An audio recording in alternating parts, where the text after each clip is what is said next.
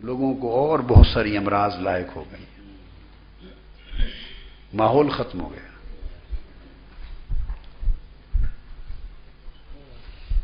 تو میں اختتام پر جب ہوگا تو پھر میں مولانا روم کی یہاں آمد کا آپ کو بیان کروں گا اور کچھ مثنوی کا تھوڑا سا اختصار سے درس بھی دوں گا، مثنوی مولانا روم کا، کیونکہ ہم ان کے شہر میں آئے ہیں، اس وقت ان کی مجلس اور ان کی صحبت میں ہیں۔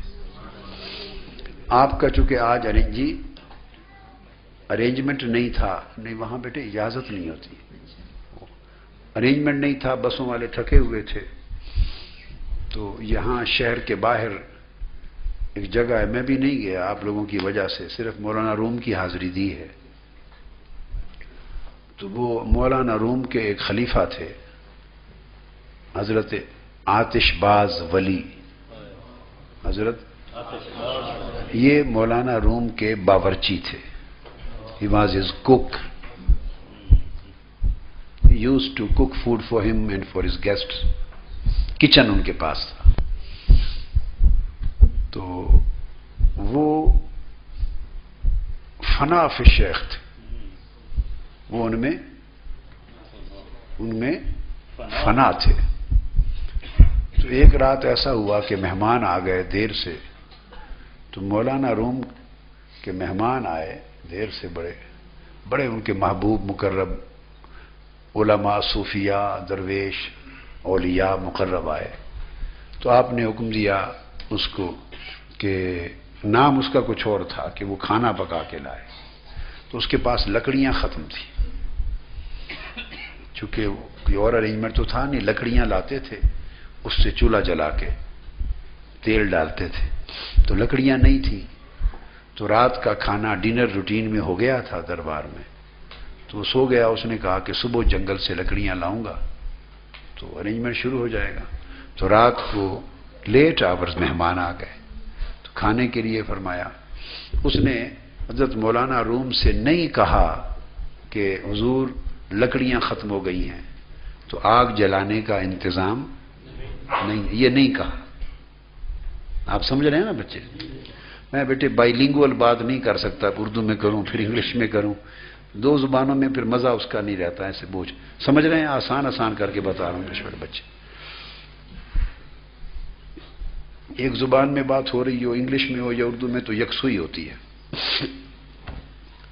تو وہ پھر انہوں نے یہ نہیں کہا کہ لکڑیاں نہیں ہیں اور کھانا نہیں پک سکتا، آرڈر لے لیا اور تیل اٹھا کے اپنی ٹانگ پر کپڑوں پر اپنے اوپر ڈال دیا، اپنی ٹانگوں پر اور کپڑوں پر ڈال کر آگ لگا دی، اور ٹانگوں پر تو کپڑے جلتے رہے اور ٹانگ جلتی رہی اور تیل ڈالتے رہے، تو ٹانگ جلا کر تو کھانا گرم کر دیا،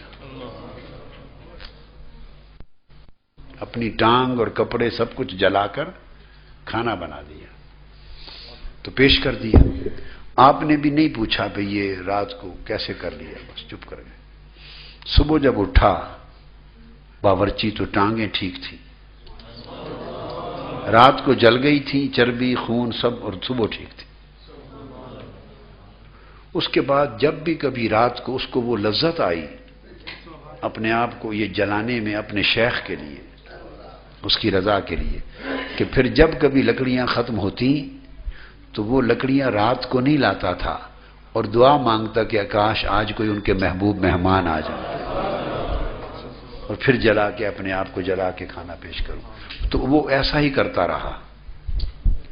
ایک دن آپ نے پوچھ لیا، جب پختگی دیکھ لی نا، اس میں پختگی، میچورٹی اس کی روحانیت میں، اس کی اسپریچویلٹی میں، تو اس کو پوچھا کہ تم یہ رات کو تو لکڑیاں نہیں ہوتی تو کھانا کہاں سے گرم کر کے لاتے ہو پکا کے؟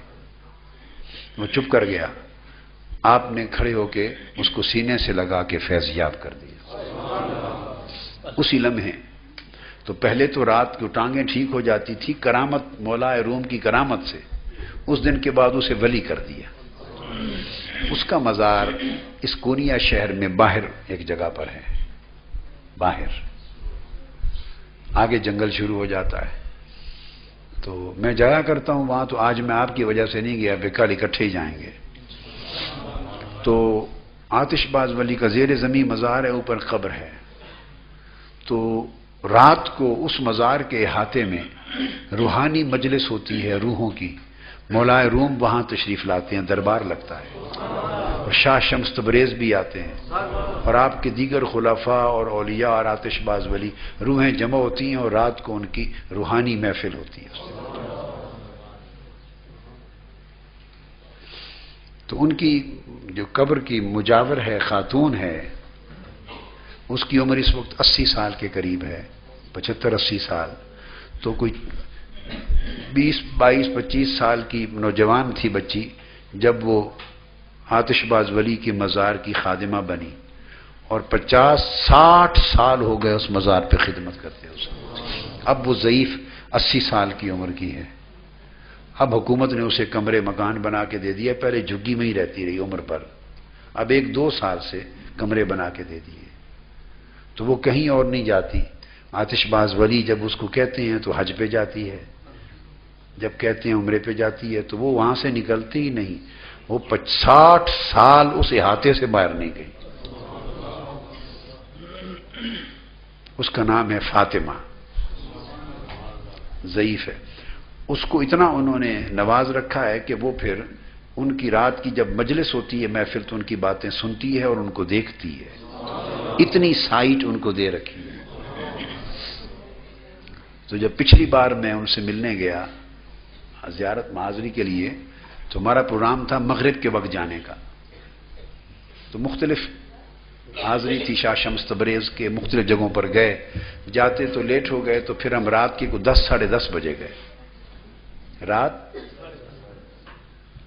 ہمارا پروگرام تھا مغرب کے وقت جانے کا، دروازہ کھٹکھٹایا تو وہ بیٹھی ہوئی تھی، سوئی نہیں تھی، تو دروازہ مغرب کے بعد لاک ہو جاتا ہے، آفیشلی اجازت نہیں ہے کھولنے کی، تو اس نے دوڑ کے دروازہ کھولا۔ میرے ساتھ محمد نامی ایک ٹرکش ہے آدمی، جو لوگ آج میرے ساتھ تھے، جس کا بھائی آج ہمیں ڈیل کر رہا تھا، جس سے میں ٹیلی فون پہ بات کر رہا تھا، وہ جو علی بابا یہاں ایک جن کی درگاہ ہے، سلسلہ میولویہ کے جو شیخ ہیں ان کا مرید ہے، تاجر ہے، تو وہ گیا ہوا تھا باہر کہیں، تو میرے ساتھ تھا۔ جو ہی اندر انٹر ہوئے تو وہ خاتون جو ضعیف فاطمہ، وہ کہتی ہیں کہ شیخ سے پوچھیں آپ نے تو مغرب کے وقت آنا تھا، تو آج رات 10 بجے اس وقت سے میں بیٹھی ہوں انتظار میں، اس وقت سے بیٹھی ہوں۔ تو میں نے ان سے کہا کہ آپ اس سے پوچھیں کہ آپ کو کس نے بتایا میں نے مغرب کے وقت آنا تھا؟ ہم نے تو کوئی اطلاع آپ کو نہیں بھیجی۔ تو وہ ہنس پڑی، اس نے کہا ان کو پتہ ہے، ان کو پتہ، ہنس پڑی۔ اس نے کہا مجھے آتش باز ولی نے بتایا تھا کہ آج سونا نہیں، ہمارے خاص دوست آ رہے ہیں۔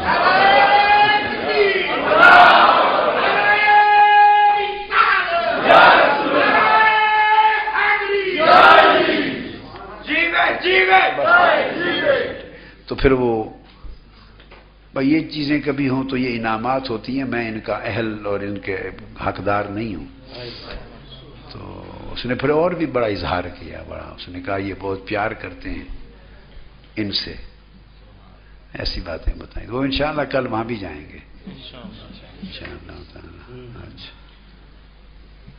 تو یہ ایسی کیفیتیں ہوتی ہیں کہ ٹانگیں جسم بدن جان بھی جلا دیتے ہیں لوگ، آسانی سے نہیں ملتا۔